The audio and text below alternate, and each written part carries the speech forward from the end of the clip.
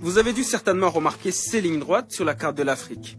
Et vous vous êtes peut-être déjà demandé comment se fait-il que des frontières géographiques puissent être aussi droites?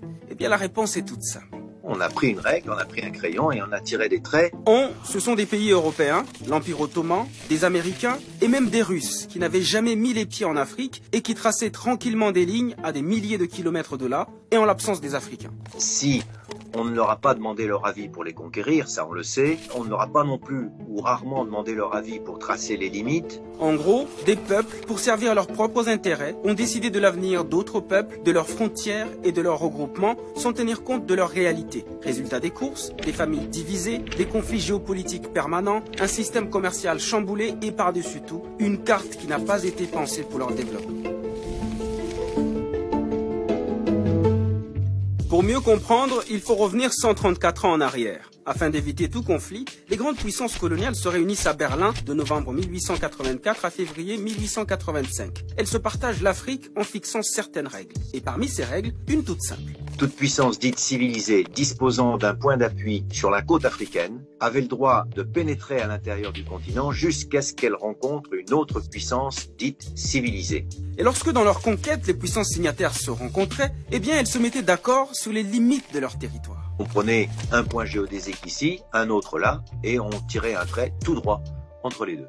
Et tant pis si la ligne passe au-dessus de votre champ ou de votre propriété. Elle devenait la propriété de la puissance civilisatrice. D'ailleurs, ces propos de Lord Salisbury, Premier ministre de Grande-Bretagne à l'époque, se passent de tout commentaire. Nous avons entrepris de tracer des lignes sur des cartes où l'homme blanc n'avait jamais mis les pieds. Nous nous sommes distribués des montagnes, des rivières et des lacs, à peine gênés par ce petit obstacle que nous ne savions jamais exactement où se trouvaient ces montagnes, ces rivières et ces lacs. Et voilà comment on s'est retrouvé avec des territoires africains délimités en Europe à partir de cartes imprécises et parfois fausses. L'historien et cartographe français Bernard Lugan les appelle des découpages à la hache. Par exemple, une Gambie anglaise taillée dans les peuples Wolof et Manding accordés à la France, ou encore les évés coupés en deux tronçons entre le Ghana anglais et le Togo allemand.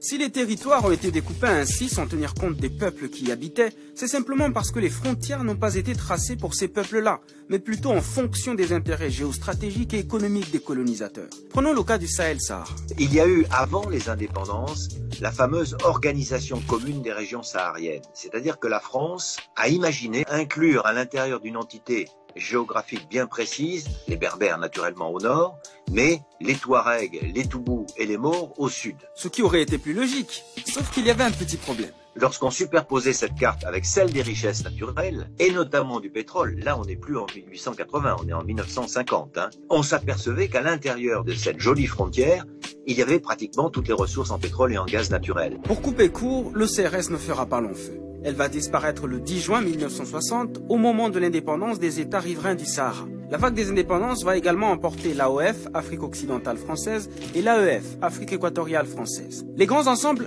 disparaissent donc, mais pas leur système, mis en place pour gérer et exploiter les colonies. C'est-à-dire que ces découpages coloniaux ont bouleversé l'économie des empires sahélo-sahariens. Les échanges commerciaux transsahariens qui se faisaient entre Africains ont été tournés vers les littoraux et donc vers l'extérieur. Et au moment des indépendances, dans les années 60, les Français, par exemple, ont simplement découpé en plusieurs morceaux leur grand territoire. Mais les nouveaux États indépendants issus de cette balkanisation ont gardé le même système tourné vers l'exportation de leurs matières premières. C'est ce que l'historien Nicolas Bancel appelle une rupture dans la continuité. Et cela a compliqué les choses pour beaucoup de pays. On a enclavé des pays comme le Burkina Faso, le Mali, le Niger, le Tchad, pour ne citer qu'eux, et la Centrafrique. D'après le diplomate et géographe français Michel Fouché, 87% de la longueur des frontières politiques de l'Afrique, soit 70 000 km sur un total d'environ 80 000 km, ont été directement hérités des partages coloniaux. Et qui dit État souverain, dit frontières, tarifs douaniers, nouveaux traités commerciaux et donc plus de barrières. Je crois que si on avait fait reposer le découpage colonial sur une volonté de développement économique, on aurait veillé pendant la colonisation à ce qu'il n'y ait pas ces barrières qui empêchent un développement économique harmonieux. En 1964, l'OUA, qui deviendra plus tard l'Union africaine, ne veut surtout pas ouvrir une boîte de Pandore en redessinant les cartes. Elle opte donc pour l'intangibilité des frontières. Traduction, les frontières sont mauvaises, mais on les garde comme elles sont. Au début, les nouveaux États africains semblent s'accorder sur le principe. Certains s'approprient même les frontières coloniales et s'identifient davantage comme Nigérians, Ghanéens ou Ivoiriens plutôt qu'à Caen, un peuple qu'on retrouve pourtant dans ces trois pays. On aurait pu par exemple décider de tracer un pays qui s'appellerait la Canite ou peu importe, je ne sais pas, à l'intérieur duquel les gens parleraient la même langue, un peu comme on l'a fait en Inde. Mais on ne l'a pas fait. Les frontières ainsi tracées ont divisé des groupes consanguins, les éloignant de leur territoire de rituels, de culture, de chasse et de pêche. Plus de 177 peuples ou groupes ethniques se sont trouvés éparpillés à travers plusieurs États. S'ensuivent des conflits de contestation de frontières aux aspirations indépendantistes. L'auteur Robert Waters en dénombre une trentaine. Prenons par exemple les Touaregs dans le Sahel. Il aurait été tout à fait loisible aux autorités de l'époque, notamment lorsqu'ils ont fait la première grande république du Mali, de tracer pour les Touaregs, par exemple, pour eux, ce qu'ils revendiquaient, la fameuse Azawad.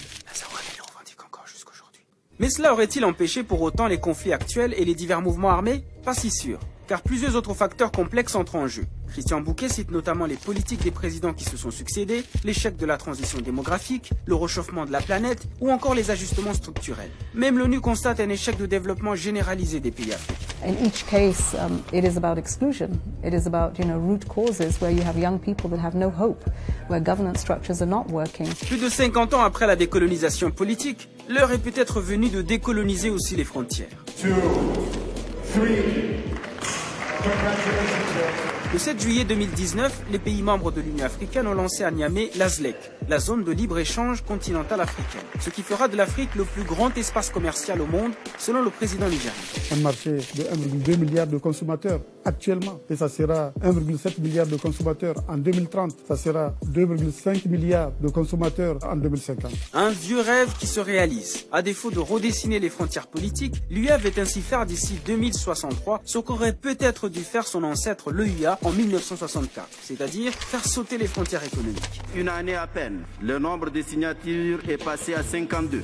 Et avec la signature du Bénin et du Nigeria, nous sommes à 54 sur 55. Donc la presque totalité des membres de notre Union. Mais signer des accords, c'est une chose. Les ratifier en est une autre. Et surtout, les appliquer sur le terrain, voilà le plus grand challenge. Ce serait un autre débat, la ZLEC, mais là, si vous me permettez, on n'est pas sorti de l'auberge. Mais c'est un pas tout de même. Et certains chefs d'État, comme le président rwandais Paul Kagame, y croient plus que jamais. We are going to deal with these problems effectively until we work together, because some of the problems cross borders. And we encourage and subscribe to regional integration and continental integration.